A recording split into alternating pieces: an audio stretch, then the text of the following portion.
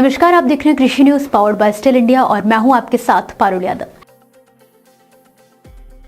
एक तरफ जहां देश के कई हिस्सों में मानसून की विदाई शुरू हो गई है, वहीं जाते जाते भी ये कुछ राज्यों में जमकर बरस रहा है। जहां इस बार मानसून समय से 3 दिन पहले आ गया था, तो वहीं अब 3 दिन पहले ही अलविदा भी कर रहा है। लेकिन मौसम की विदाई के साथ साथ भारतीय मौसम विज्ञान विभाग की ओर से सर्दियों को लेकर बड़ा अपडेट जारी किया गया है। दरअसल भारतीय मौसम विभाग और अंतर्राष्ट्रीय एजेंसियों के मुताबिक साल के अंत तक ला नीना की वापसी के संकेत मिल रहे हैं और इसका सीधा मतलब है इस साल भारत में सामान्य से ज्यादा ठंड पड़ सकती है। खबर में आगे बढ़ेंगे, लेकिन उससे पहले जान लेते हैं कि आखिर ये ला नीना इफेक्ट क्या है। असल में ला नीना एक मौसमी प्रक्रिया है जो अल नीनो दक्षिणी दोलन यानी कि ENSO का ठंड चरण माना जाता है।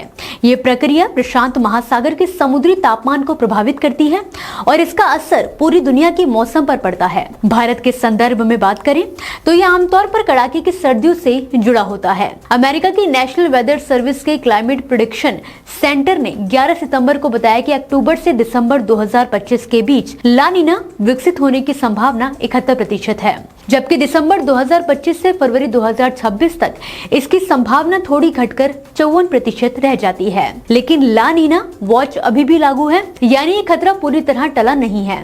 भारतीय मौसम विभाग ने भी अपने लेटेस्ट एनसो बुलेटिन में इस बात की पुष्टि की है।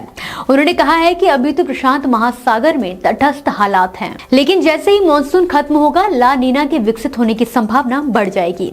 विभाग के एक सीनियर अधिकारी ने यह भी बताया है कि उनके मॉडल्स अक्टूबर से दिसंबर के दौरान ला नीना की पनपने की 50% से ज्यादा संभावना दिखा रहे हैं और यही कारण है कि इस बार भारत में सर्दियां कुछ ज्यादा ही ठंडी हो सकती हैं।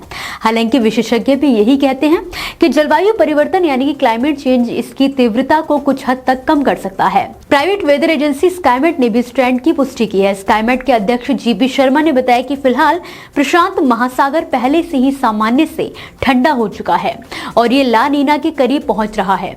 उन्होंने ये भी कहा है कि अल्पकालिक यानी कि शॉर्ट टर्म ला नीना की संभावना से इनकार नहीं किया जा सकता और अगर ऐसा होता है तो इसका सीधा असर भारत के उत्तरी और हिमालयी क्षेत्रों पर पड़ेगा, जहां ज्यादा बर्फबारी और हाड़ कपा देने वाली सर्दी देखने को मिल सकती है। अब बात करते हैं कि अहम रिसर्च की जो 2024 में IISER मोहाली और ब्राजील की national institute for space research ने मिलकर की थी।